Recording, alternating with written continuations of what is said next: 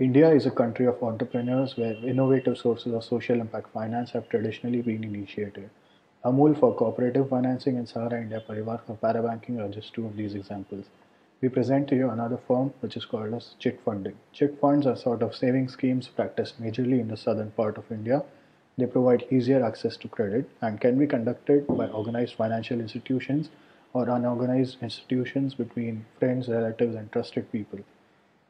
In a chit fund initiated by a needy entrepreneur, a certain number of people, say contributors, enter an agreement to periodically contribute a certain maximum amount of money for a certain cycle duration that is divided into pre-agreed equivalent periods.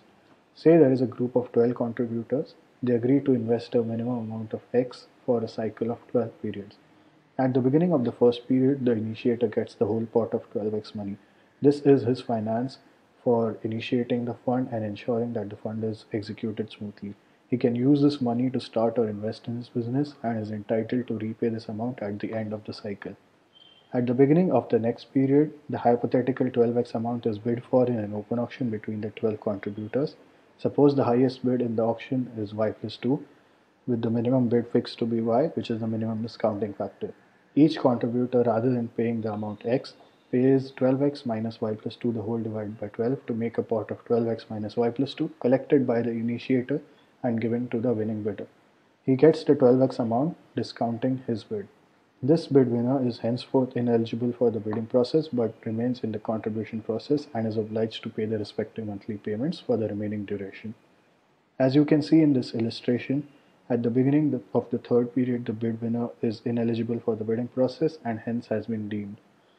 This rest of the process continues as before.